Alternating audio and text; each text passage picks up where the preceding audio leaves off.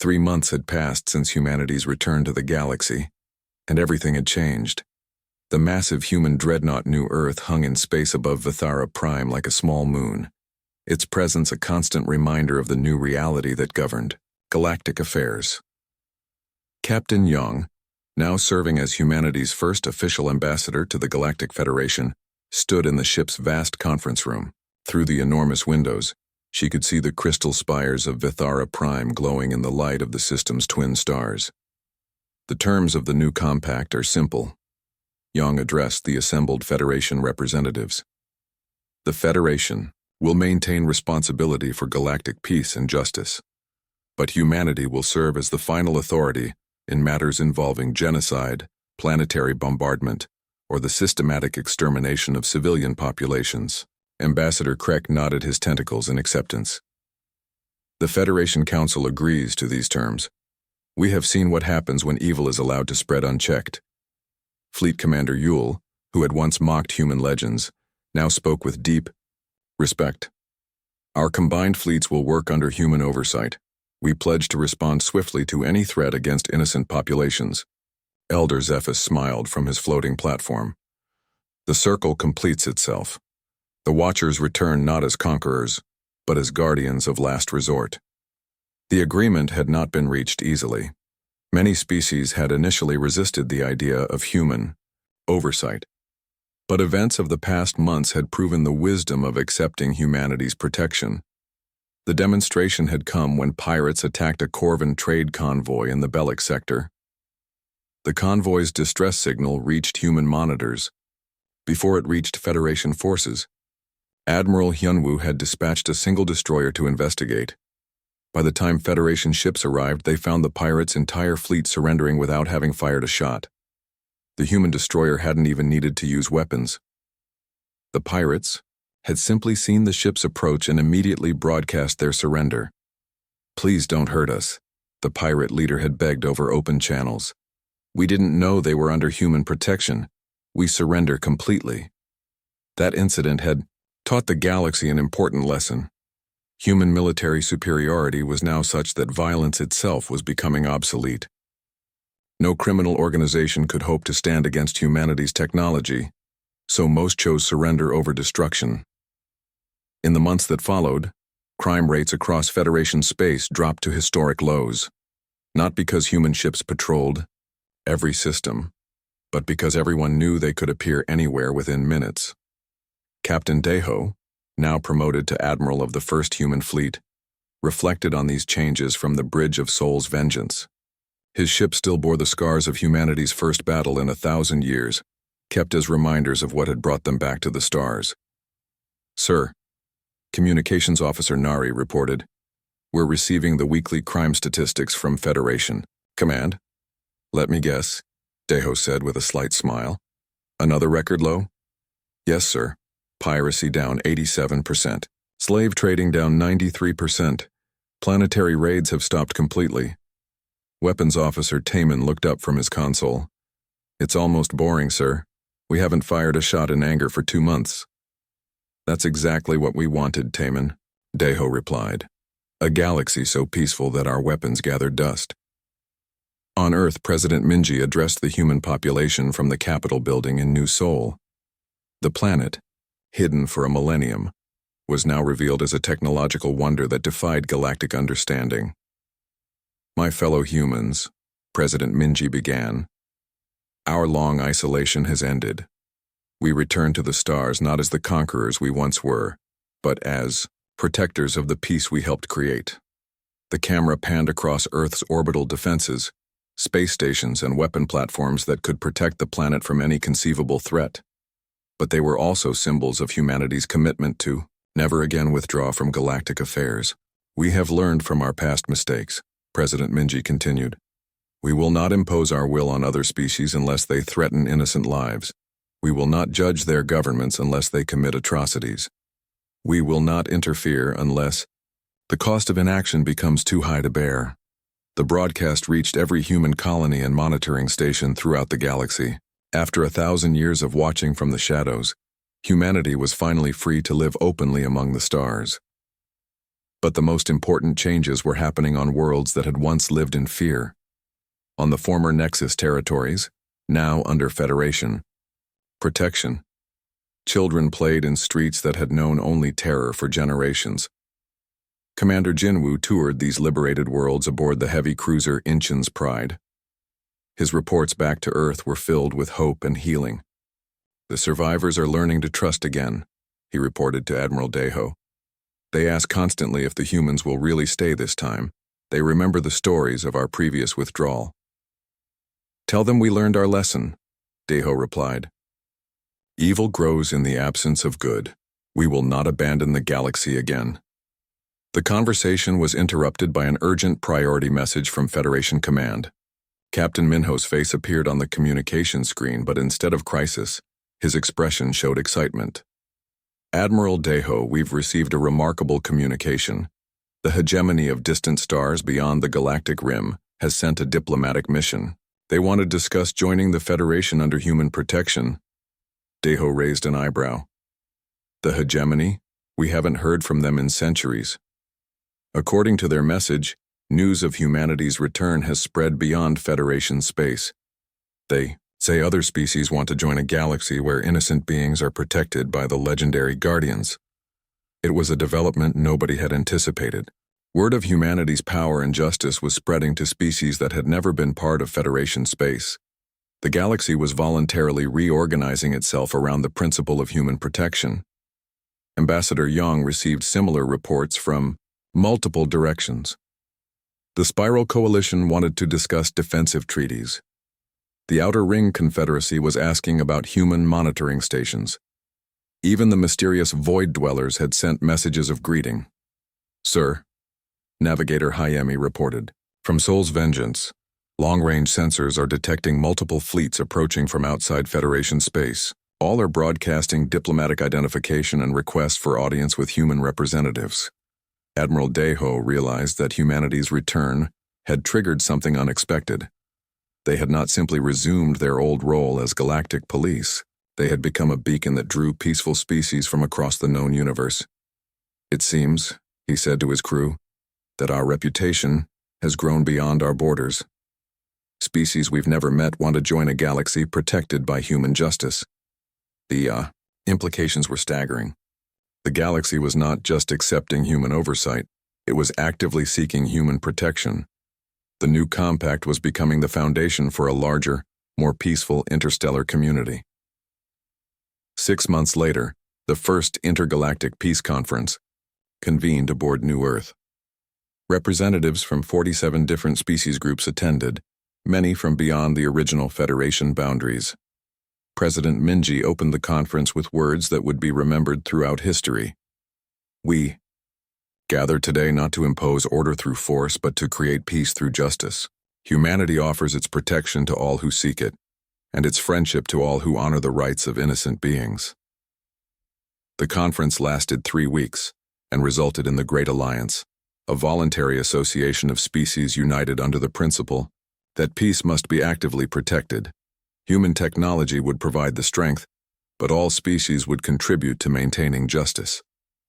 Admiral Daeho stood on the observation deck of New Earth, watching the ships of 100 different species, departing for their home worlds. They carried with them the promise that evil would never again spread unchecked among the stars. "Do you think we got it right this time?" asked Admiral Hyunwoo, joining him at the vast window. "I think," Daeho replied thoughtfully, "that we learned the most important lesson of all. Peace is not the absence of conflict. Peace is the presence of justice backed by the strength to enforce it." As the last ships disappeared into hyperspace, humanity settled into its new role as guardians of galactic peace. They had returned to the stars not as conquerors or judges, but as protectors who understood that some responsibilities cannot be abandoned. The legends had become reality, and the reality was better than any legend could have imagined. In a galaxy where the innocent were protected and evil faced swift justice, peace was no longer just a dream. It was a promise that would be kept among the stars forever. The Grand Assembly Hall of Vathera Prime had never held so many beings. Representatives from every known species crowded the floating platforms, all waiting to hear humanity's formal address to the galaxy. The tension was so thick, it could be felt across different atmospheres and gravity fields. Captain Deho stood at the central podium, flanked by Ambassador Soman and Commander Jinwoo. Behind them, holographic displays showed images that would reshape galactic understanding of history. Members of the Galactic Federation, Deho began, his voice carried by translation devices to hundreds of different species. We stand before you today not as conquerors but as beings who hoped never to return to this hall. Elder Zephys leaned forward on his crystal platform. After years of studying fragments and legends, he was finally hearing the truth from those who lived it. You know us from your stories, Soman continued. Tales told to children about powerful beings who vanished into the dark. Today, you learn that those stories were not complete. They were deliberately shortened to hide truths too painful to remember. The first holographic display activated, showing star maps from 1,000 years ago. Red markers indicated human colonies spreading across the galaxy like points of light. A millennium ago, humans were not the mysterious watchers of legend, Commander Jinwoo explained. We were the dominant species in this galaxy. Our technology was beyond anything you possessed. Our ships could travel faster than light itself. Our weapons could reshape matter at the molecular level. Fleet Commander Yule's mandibles clicked nervously. If you were so powerful, why did you leave? Deho touched a control, and the display changed to show battle scenes from ancient history. Human ships faced fleets from dozens of different species. In every image, the human forces were vastly outnumbered but always victorious. We left because we were becoming monsters, Deho said quietly. Not evil monsters, but monsters nonetheless. Every time we encountered injustice, we corrected it with overwhelming force. Every time we found slavery, we freed the slaves and executed the masters. Every time we discovered genocide, we hunted down the perpetrators and erased their entire civilization. The hall fell silent as the implications sank in.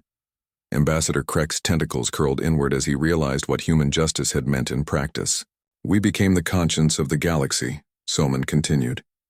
But a conscience backed by weapons that could destroy star systems. Species lived in terror, not knowing if their actions would bring human judgment upon them. The display showed more images. Human ships arriving at worlds where atrocities had occurred. The aftermath was always the same. The victims were saved, the perpetrators were eliminated, and entire civilizations were restructured according to human standards. Your ancestors came to us with a proposal, Jinwoo said. They begged us to leave the galaxy to them. They promised to maintain peace and justice without our intervention. They swore that innocent beings would never again suffer while others watched helplessly. A new display showed the signing of the ancient compact. Representatives from dozens of species stood before human leaders, their signatures glowing in the air as binding energy patterns. The compact was more than a treaty, Deho explained. It was a solemn vow witnessed by the universe itself. We agreed to withdraw from galactic affairs. In exchange, you promised to police yourselves, to protect the innocent, and to prevent the rise of evil. Elder Zephys spoke up from his platform. But you never truly left. No, Soman admitted. We could not bring ourselves to abandon the galaxy completely. We established monitoring stations throughout Federation space. We watched every government, every military action, every sign of growing darkness. For 900 years the compact held, Jinwoo continued. Species governed themselves. Conflicts were resolved through diplomacy or limited warfare. The Federation grew stronger and more unified.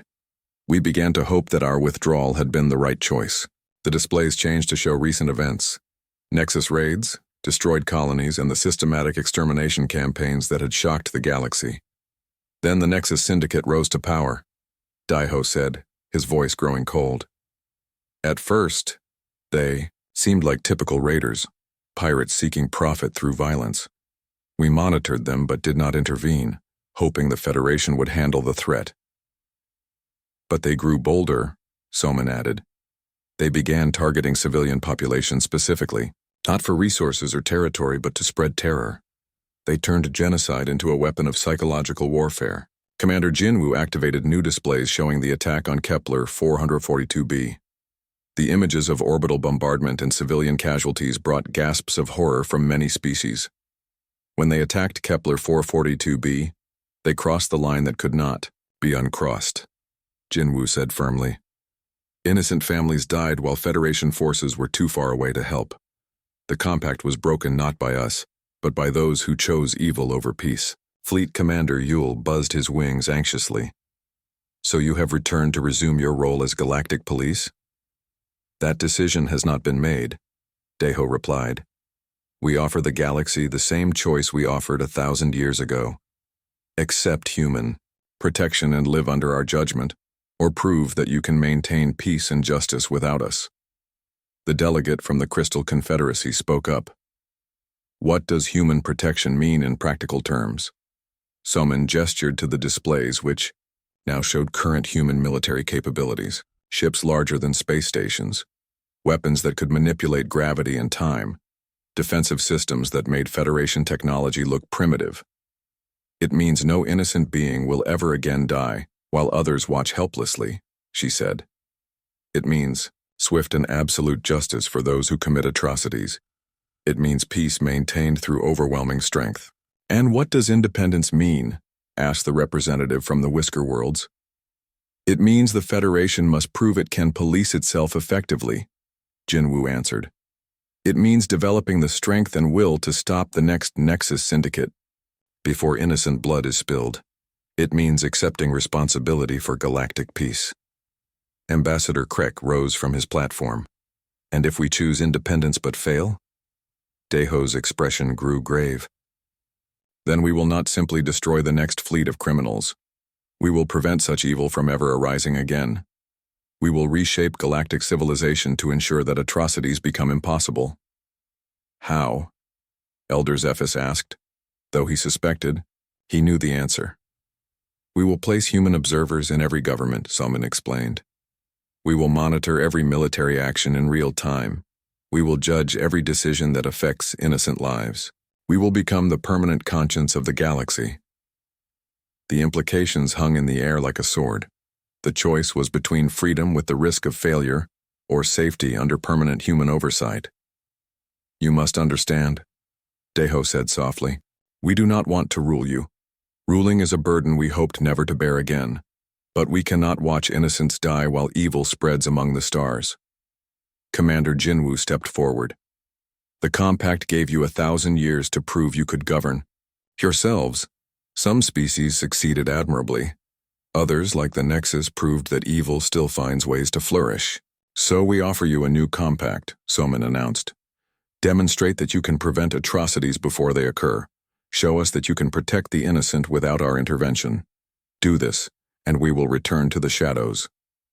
But fail, Deho said with finality, and we will stay forever.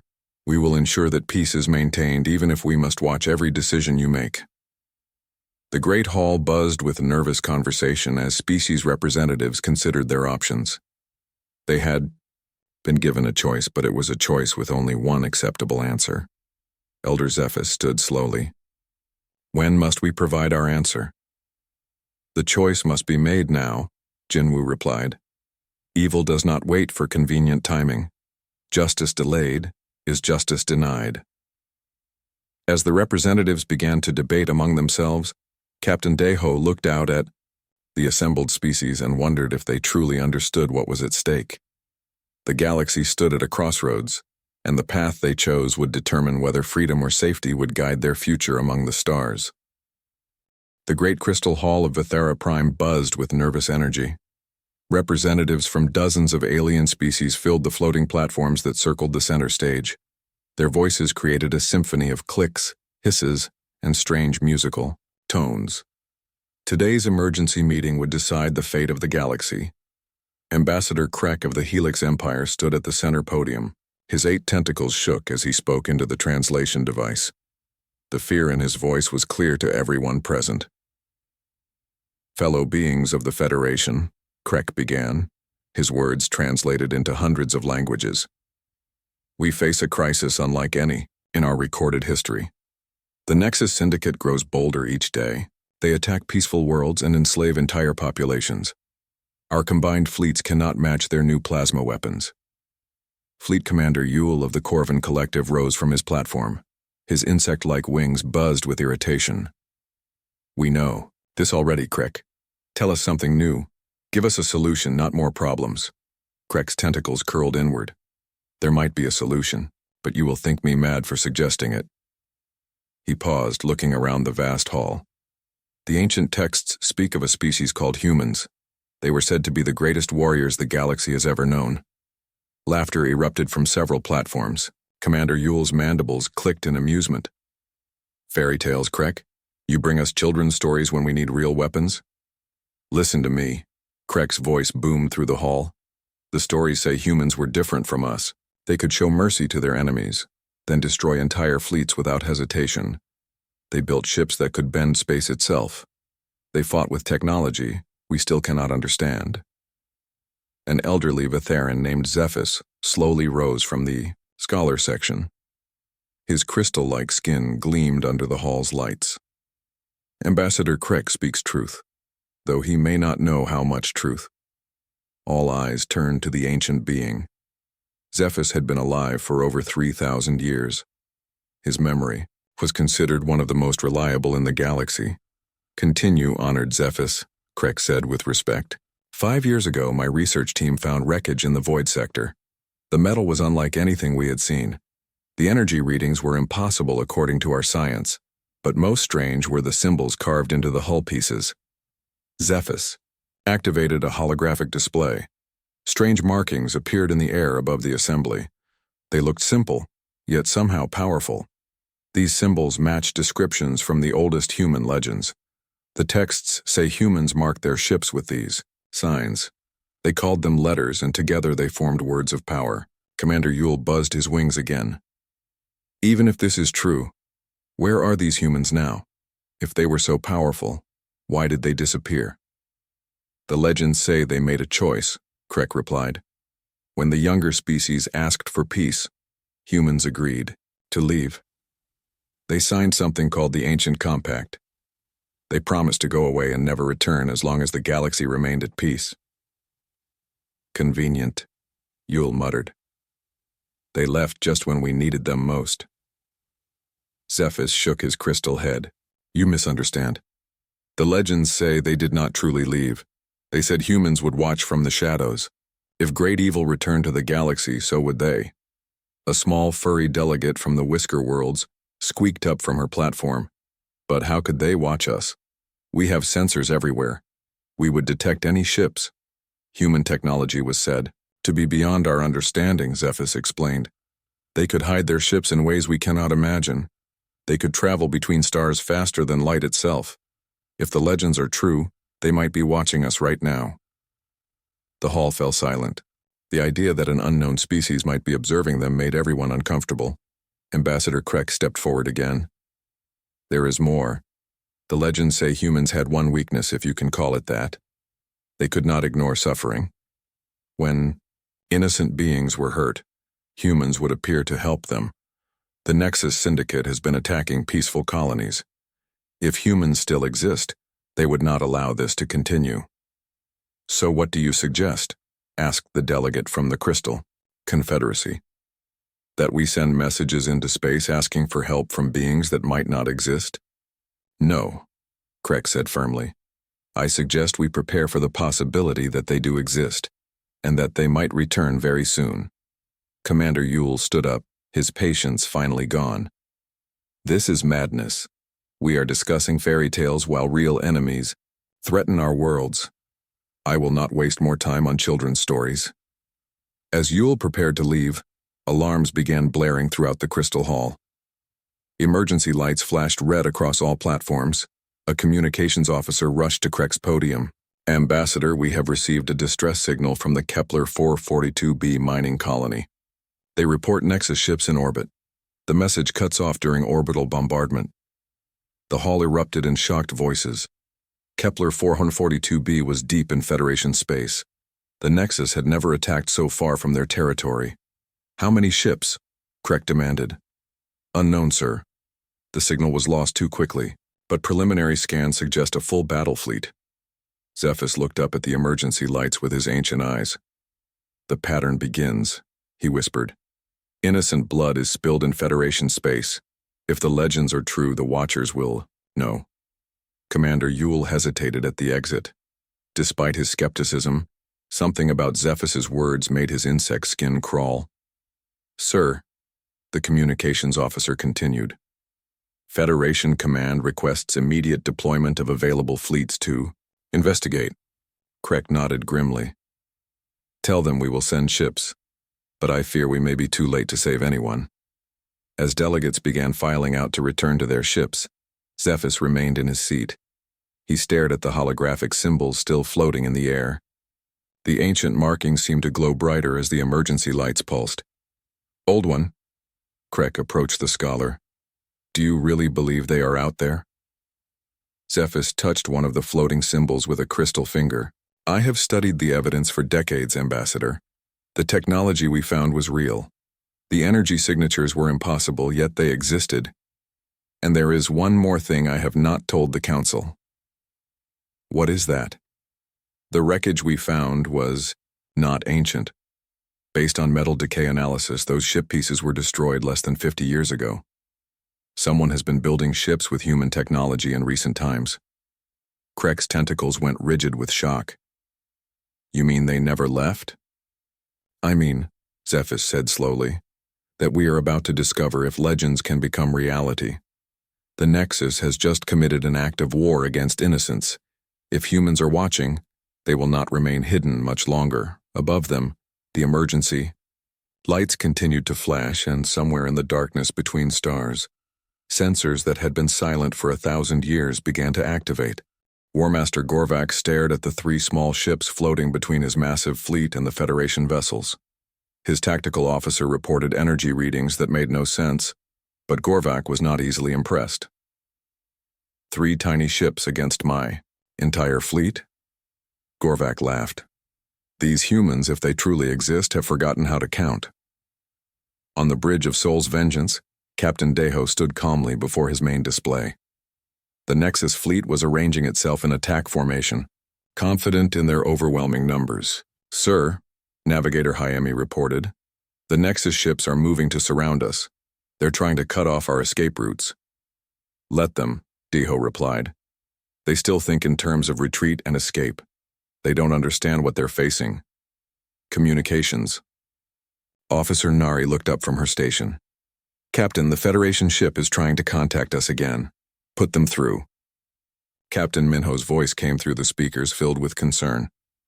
Human vessel, I don't know who you really are, but you're outnumbered more than 10 to 1. My ships can provide cover while you withdraw. Daiho smiled slightly.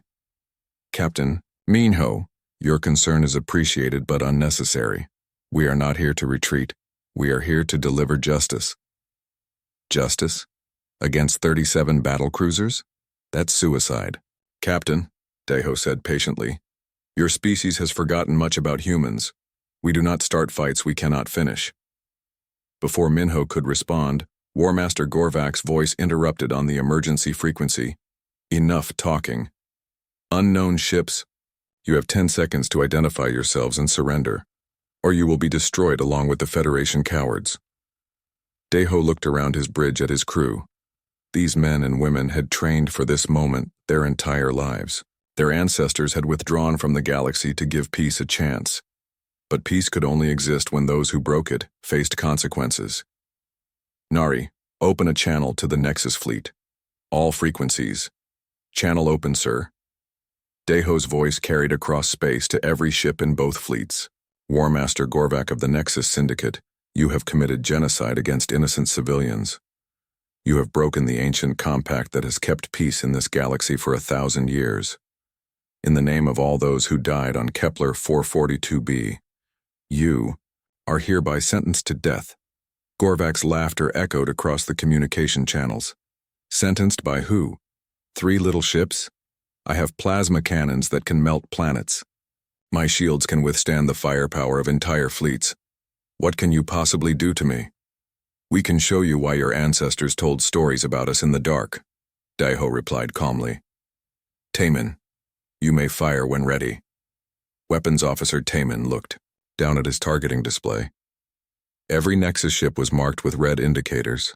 His weapon systems hummed with barely contained power. Firing gravitational cannons, Taman announced. The space around Sol's vengeance rippled like water. Invisible waves of distorted gravity reached out toward the Nexus fleet at the speed of light. The first Nexus battlecruiser simply collapsed, in on itself, its hull crumpling like paper as artificial gravity crushed it into a ball of twisted metal. Impossible, Gorvac screamed over the communications. No weapon can do that. 3 more Nexus ships died as gravity waves tore them apart, from the inside. The remaining fleet opened fire with everything they had. Brilliant streams of plasma raced toward the human ships, carrying enough energy to vaporize small moons. The plasma beams struck Sol's vengeance and simply vanished, absorbed by shields that bent the laws of physics. The energy that should have destroyed the ship was converted and fed back into the human weapon systems. Sir, Engineer Sunho reported calmly, enemy fire is actually charging our batteries. Shield efficiency at 112%. On Unity's dawn, Captain Minho watched in amazement as the small human ship absorbed the combined firepower of a dozen Nexus battlecruisers without even slowing down. Gina, are you recording this? He asked his tactical officer. Yes, sir, but I don't think anyone will believe it. Those human shields just absorbed plasma bursts that should have destroyed a space station. Meanwhile, Busan Rising and Incheon's Pride were demonstrating their own terrifying capabilities. Captain Somin of Busan Rising unleashed phase beam weapons that passed through Nexus shields as if they didn't exist. The beams struck hull metal and turned it into vapor, leaving perfectly circular holes through the enemy ships. Captain Jinwoo of Incheon's Pride used quantum disruptors that made Nexus ships simply cease to exist. One moment they were there. The next moment there was only empty space where a battlecruiser had been. This is impossible. Gorvac's voice became desperate. These are not real weapons. This must be some kind of trick. Daeho opened communications again. War Master, your ancestors knew these weapons were real. That is why they agreed to the ancient compact. That is why your species promised to keep peace in exchange for our withdrawal. The compact was just a story. Humans are myths. Then you are being killed by myths, Daeho replied. Taman, continue firing. More Nexus ships died, their powerful hulls useless against weapons that attacked the fundamental forces of reality. Gravitational fields crushed them, phase beams cut through them, and quantum disruptors erased them from existence. Captain Minho realized he was witnessing the birth of a new era. Gina, send a priority message to Federation Command. Tell them, the legends are real. Tell them humans have returned. What should I say about their capabilities, sir? Minho watched another Nexus battlecruiser implode under gravitational pressure. Tell them we've been playing with toys while someone else built real weapons. War Master Gorvac's fleet was dying. In less than 10 minutes, he had lost 20 ships to 3 vessels smaller than his shuttlecraft. His plasma cannons, the most feared weapons in the galaxy, were useless. His shields, designed to stop any known weapon, offered no protection at all. All ships retreat, Gorvac finally ordered. Full retreat. But Captain Daeho's voice followed them. There will be no retreat, War Master. You chose to murder innocents, now you face the consequences. The human ships moved with impossible speed, catching the fleeing Nexus vessels before they could reach hyperspace. Sol's vengeance appeared directly in front of Gorvac's flagship, having crossed thousands of kilometers in seconds. How? Gorvac whispered. How do you move so fast? We learned to bend space itself, Daeho replied. We learned to move between the seconds of time. We learned these things while you forgot that some species refused to let evil triumph. The last of the Nexus ships died in brilliant explosions that lit up the Kepler system, where 37 battlecruisers had once threatened Federation space. Only debris remained. Captain Minho opened communications with the human ships. Captain Daeho, on behalf of the Galactic Federation, I thank you. But I must ask, who are you really? Where have you been for 1,000 years? Daeho's response, was thoughtful. "We are exactly who we said we are, Captain Minho. We are humans. As for where we have been..." He paused, looking at the stars visible through his bridge windows. "We have been watching. We have been preparing. We have been hoping this day would never come. But it has come," Minho said quietly. "Yes," Deho agreed. "And now the galaxy must decide what happens next. The ancient compact is broken. Innocent blood has been spilled. We cannot return to the shadows while evil spreads among the stars."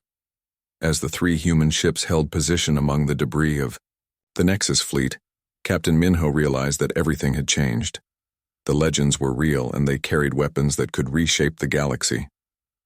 The question now was whether humanity would become the galaxy's salvation or its new master. Captain Minho stood on the bridge of the Federation flagship Unity's Dawn, watching the stars stretch into lines as they dropped out of hyperspace.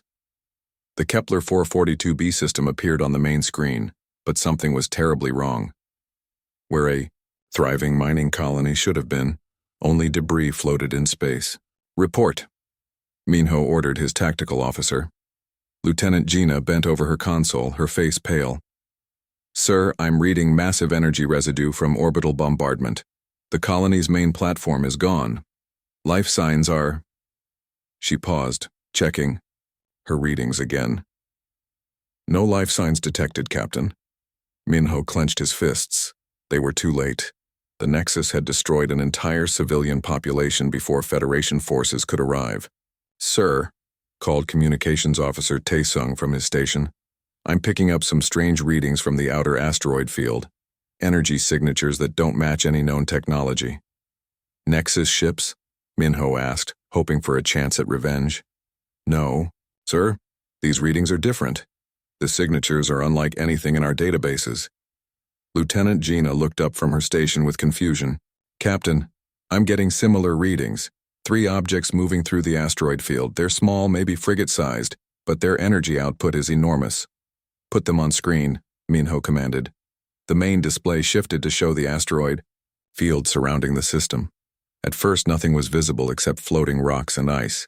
Then the sensors detected movement. "There," Gina pointed to a section of asteroids.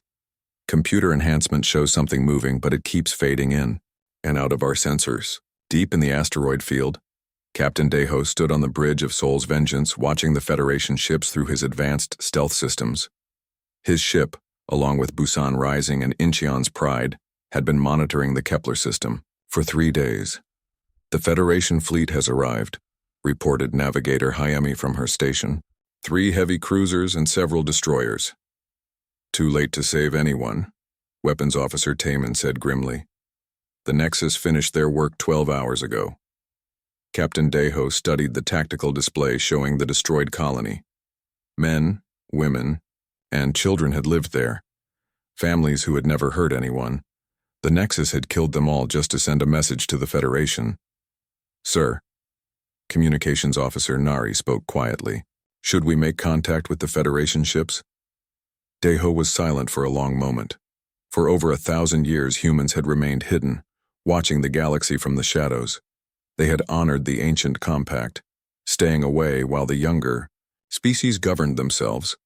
But the compact had been broken the moment Nexus ships began targeting innocent civilians. "Not yet," Deho finally replied. "First, we wait for the real criminals to return." Engineer Sunho looked up from his console. "Sir, long-range sensors detect hyperspace signatures approaching. Multiple large ships." "The Nexus fleet," Taeman said with cold satisfaction. "They're coming back to admire their handiwork." Deho walked to the center of his bridge. Around him, his crew prepared for what would be humanity's first open action in a millennium. These men and women had trained their entire lives for this moment, as had their parents and grandparents before them. "All ships, prepare for combat," Deho ordered. "After today, the galaxy will remember why they once feared us." Back on Unity's Dawn, Captain Minho received urgent reports from his sensor operators. "Sir, large fleet dropping out of hyperspace," Gina announced. "Nexus signatures, 37 ships including heavy battle cruisers." Minho felt his heart sink. His small Federation fleet stood no chance against such numbers. but they had a duty to try. All ships, battle stations, he ordered. Prepare to engage.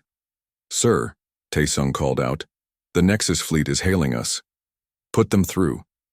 The main screen showed the ugly face of War Master Gorvak, leader of the Nexus battle fleet. His scarred features twisted into what might have been a smile. Federation dogs, Gorvak snarled. You arrived too late to save your precious colonists. We have sent a clear message about the cost of opposing the Nexus Syndicate. You murdered innocent civilians, Minho replied angrily. The Federation will not allow this crime to go unpunished. Gorvak laughed, a harsh sound that hurt to hear. Punished? By you? Look around, Federation fool. We have 37 ships. You have 6. Your punishment will be to join the colonists. In death. The transmission ended, and Minho knew his fleet faced destruction. But before he could give orders to retreat, Lieutenant Gina spoke up with amazement in her voice. Sir, the unknown contacts are moving. They're leaving the asteroid field and approaching both fleets. On screen, 3 sleek ships became visible as they dropped their stealth systems. They were beautiful in a deadly way, with smooth hulls that seemed to absorb light. Their design was unlike anything in Federation or Nexus databases. Sir, Gina said with shock, those ships just went from completely invisible to full sensor contact in seconds. How is that possible? I don't know, Minho admitted. Hail them. Maybe they're here to help. Before Taesung could open communications, one of the unknown ships sent a transmission on all frequencies. The voice that spoke was calm, measured, and spoke perfect galactic standard. Federation vessels, this is Captain Deho of the human ship Soul's Vengeance. You are witnessing the aftermath of a war crime. The perpetrators have been marked for judgment. Stand clear. The bridge of Unity's dawn fell completely silent. Human ship? Humans were legends. Stories told to children. They couldn't be real. Sir, Gina whispered. Did he say human? Before Minho could respond, the Nexus fleet reacted to the transmission. War Master Gorvak's voice boomed across all frequencies. Human? Impossible. Humans are fairy tales. Identify yourselves properly or be destroyed with the Federation cowards. Captain Deho's response was calm and final. We are the descendants of those you call legends. We have returned to settle an old debt. You have spilled innocent blood. In our sight, this will not be tolerated. Aboard Soul's Vengeance, Deho turned to his weapons officer. Taemin, are all targets locked? Yes, sir. All 37 Nexus ships marked for destruction. Hyami, position us between the Federation, fleet and the enemy. They are not to be harmed. Understood, Captain. Deho looked at his crew, men and women who carried the hopes of all humanity. Today we end our 1,000-year silence. Today the galaxy remembers that some legends are real. He opened a channel to the other human ships. Busan Rising, Incheon's, Pride, you are authorized to engage. Show them why their ancestors learned to fear the darkness between stars. Captain Minho watched in stunned silence as the 3 human ships moved with impossible grace between his fleet and the approaching Nexus Armada. Each ship was barely 1/10 the size of a Nexus battlecruiser, yet something about them radiated power and menace. Sir, Gina said quietly, I'm reading massive energy buildups from those human ships. Whatever weapons they're carrying, they're beyond anything in our databases. Keep our distance, Minho ordered. Let's see what legends can do against reality. In the space between the Federation and Nexus fleets, 3 human ships prepared to demonstrate why some stories survive for 1,000 years. The galaxy was about to remember that legends exist because the truth was too terrifying to forget. News of the battle at Kepler 442b spread across the galaxy faster than hyperspace communications. Within hours, every species in the Federation knew that humans had returned, and they carried weapons that defied understanding. On Vithara Prime, the Emergency Council session continued with a very different tone. Ambassador Krek stood before the Assembly, no longer speaking of legends but of verified reality. The Federation fleet confirms it, Krek announced. 3 human ships destroyed an entire Nexus battle fleet in less than 15 minutes. Their weapons use technology we cannot explain. Their shields absorbed the combined firepower of 37 battlecruisers without damage. Fleet Commander Yule sat silent on his platform.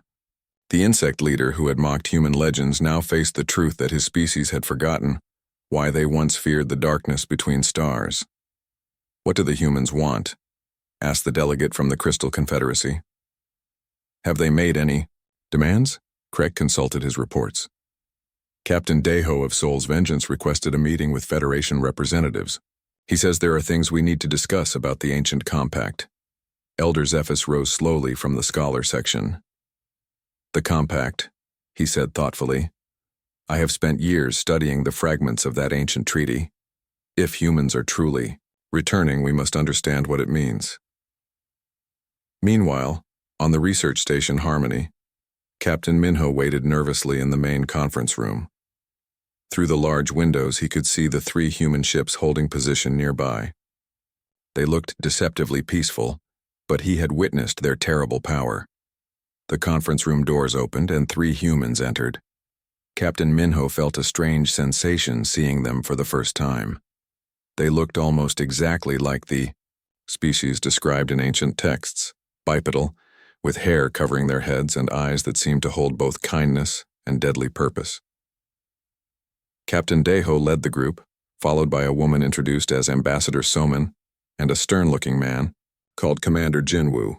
They moved with quiet confidence like predators who knew they were the strongest beings in the room.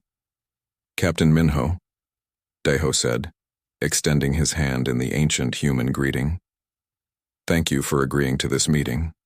Minho shook the offered hand, surprised by the firm grip. "Captain Deho, I must admit your arrival has changed everything we thought we knew about the galaxy." "That was not our intention," Ambassador Soman said as they sat around the conference table. "We had hoped to remain hidden for another 1,000 years, but circumstances forced our hand." "The ancient compact," Commander Jinwoo said bluntly. "Tell us what you know about it." Minho felt suddenly uncomfortable under the human's intense gaze. "Only fragments survive in our records. Something about humans agreeing to withdraw from galactic affairs in exchange for peace." "That is the simplified version," Somin replied. "The truth is more complex. 1,000 years ago, humans were not the peaceful watchers your legends describe. We were conquerors." The admission shocked Minho. "Conquerors?" Deho nodded grimly. "We spread across the galaxy like a plague, Captain. Not from evil intent, but because we could not bear to see suffering anywhere. Every time we found a species oppressing another, we intervened. Every time we saw injustice, we corrected it. Every time we encountered slavery, we freed the slaves and punished the masters." "That sounds noble," Minho said carefully. "It was also terrible," Commander Jinwoo replied. "We became the judges of right and wrong for the entire galaxy. We decided who lived and who died. We chose which species deserved freedom and which deserved punishment." Soman continued the story. "The younger species lived in constant fear of our judgment. They could never be certain if their actions would bring human retribution, so they came to us with a proposal." "The ancient compact," Minho said. "Yes. They asked us to leave the galaxy to them. In exchange, they promised to maintain peace and justice without our intervention. They promised to protect the innocent and punish those who committed evil." Deho looked out the window at the stars. "We agreed because we were tired of being the galaxy's conscience. We withdrew to the outer rim and watched from the shadows. For 1,000 years, we honored that agreement." "But you never truly left," Minho realized. "No," Jinwoo admitted. "We built monitoring stations throughout the galaxy. We watched every species, every government, every conflict. We hoped we would never need to return." "What changed?" Minho asked, though he suspected he knew the answer. "The Nexus Syndicate broke the compact," Soman said angrily. "They began systematically exterminating entire populations, not for resources or territory, but simply to spread fear. They turned genocide into a weapon of war." Deho leaned forward. "When they attacked Kepler 442b, they crossed a line that could not be uncrossed. Innocent families died while the Federation watched helplessly. The compact was broken not by us but by those who chose evil over peace. Captain Minho felt the weight of galactic history settling on his shoulders. So what happens now? Do humans reclaim their role as galactic judges? The three humans exchanged glances. Commander Jinwoo spoke first. That decision is not ours alone to make. We have spent 1,000 years developing technology beyond anything you can imagine. We could conquer the entire galaxy in a matter of weeks. But conquest was never our goal, Soman added. We want what we have always wanted. Peace. Real peace. Not the fragile quiet that existed while evil grew in the shadows. The question, Deho said seriously, is whether the galaxy can police itself. Can the Federation stop the next Nexus Syndicate before innocent blood is spilled? Can your species learn to prevent evil instead of simply reacting to it? Minho considered the human words carefully. And if we cannot, then we will do what we have always done. Jinwoo replied coldly. We will protect the innocent and destroy those who threaten them, but this time we will not withdraw. This time, we will stay to ensure it never happens again. The implications were clear. Humanity offered the galaxy a choice. Police yourselves, effectively, or accept human oversight permanently. There is something else you should know, Soman said. The 3 ships you saw at Kepler 442b were just a reconnaissance patrol. They represent less than 1% of current human military capability. Minho felt his blood turn cold. How many ships do you have? Enough, Deho said simply.